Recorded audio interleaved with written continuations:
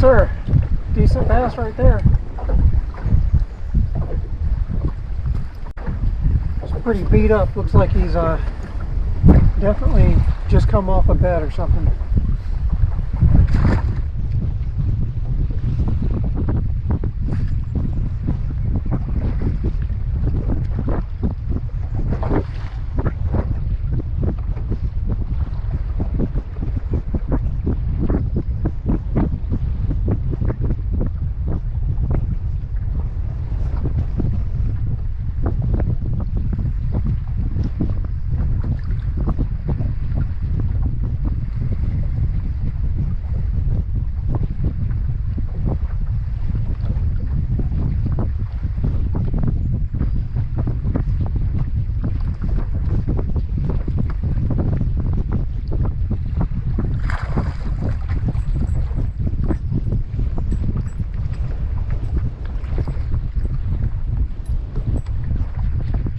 Guy, but he absolutely inhaled that spinnerbait.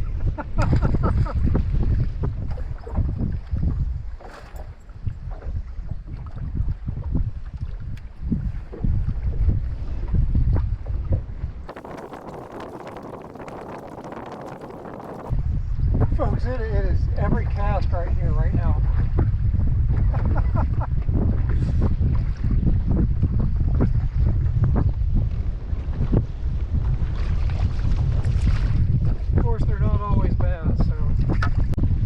White bass. Just the wrong kind of bass.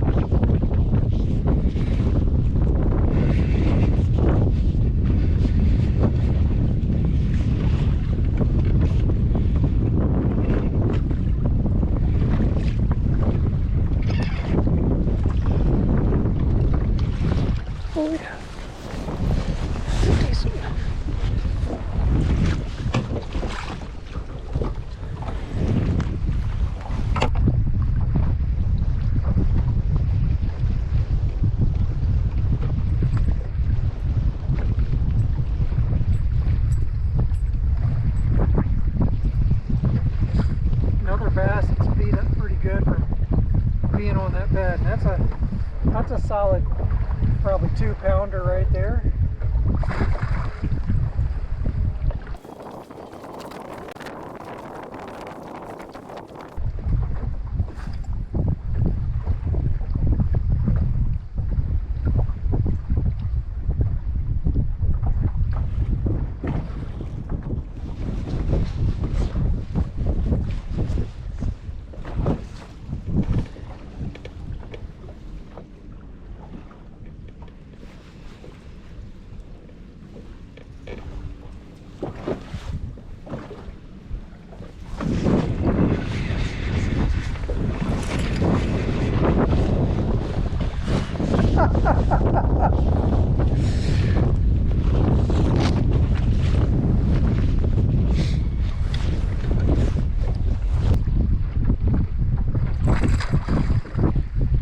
Folks, I know the wind is horrible and you probably can't hear me.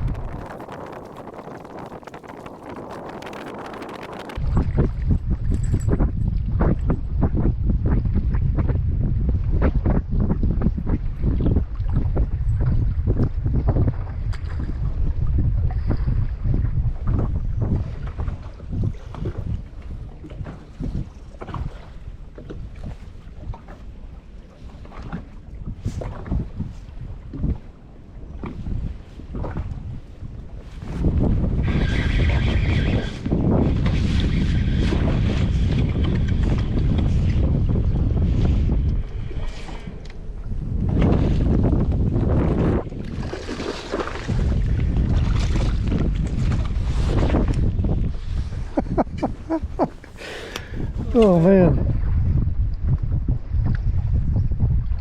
Fat little guy. He's been eating good.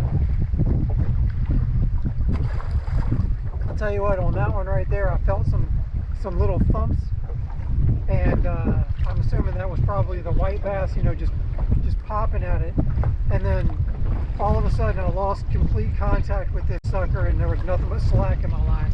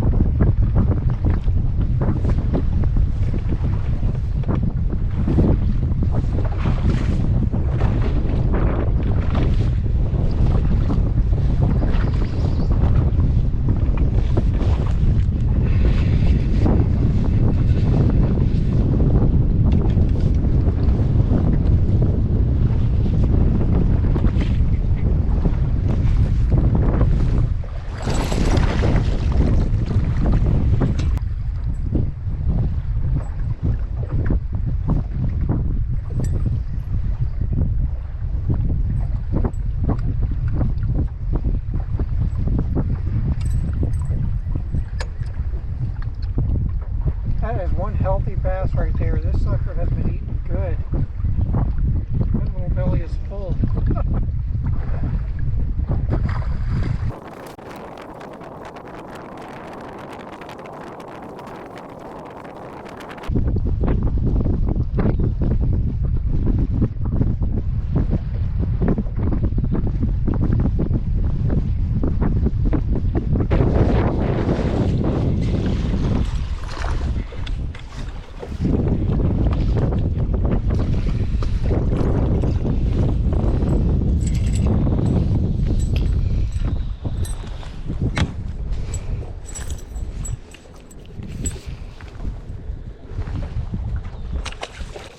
Alright, so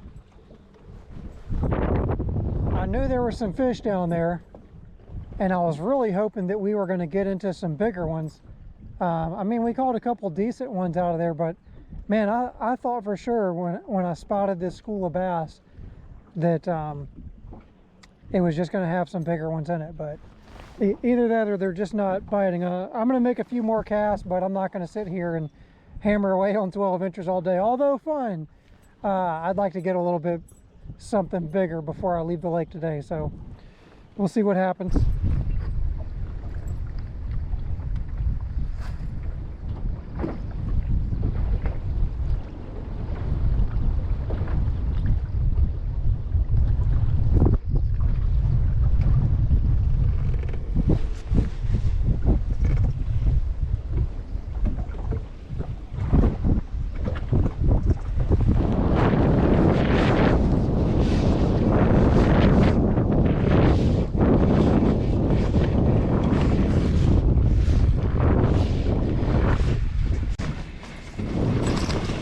That's a good one.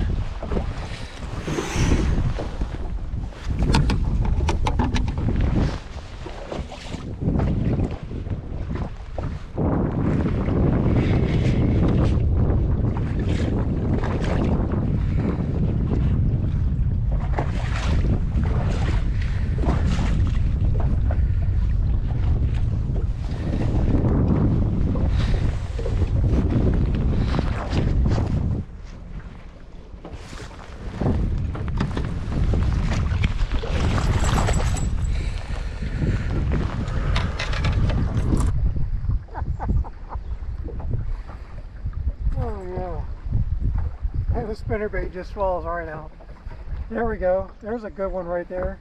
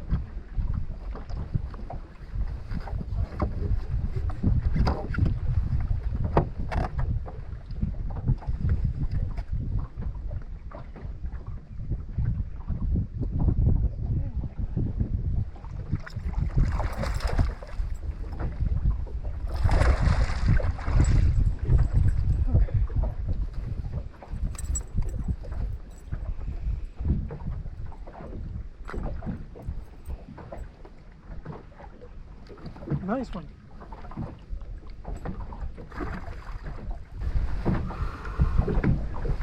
I'll tell you what, I'm getting a serious case of the bass thumb going on. I might just start using that net just because.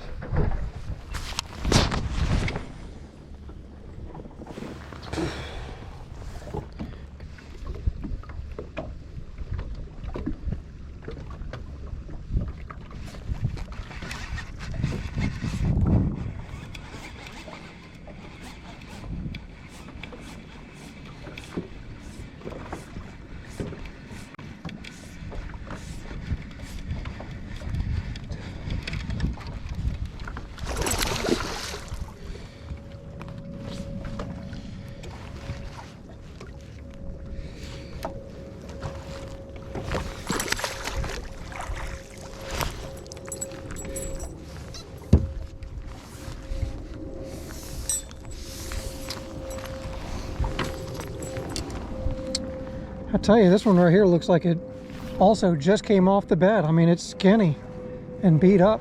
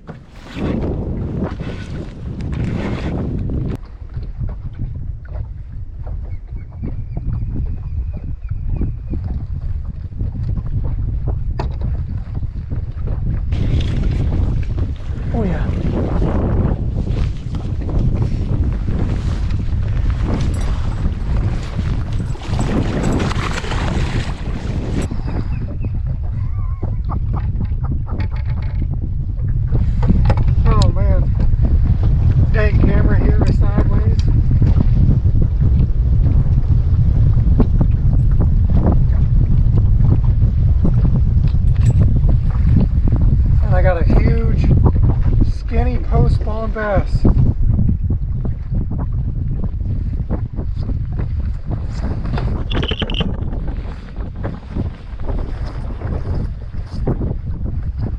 There we go. Look at the size of that sucker right there. It's missing the top of its tail. They're down here on the cooler. Just shy of probably about 22 inches there. The cooler's 23 and a half, so let's get a quick weight on this bass and then we'll let her go and get back in that school.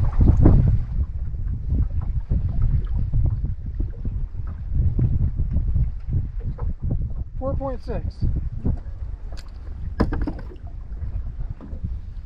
Alright, there we go. Long and skinny bass.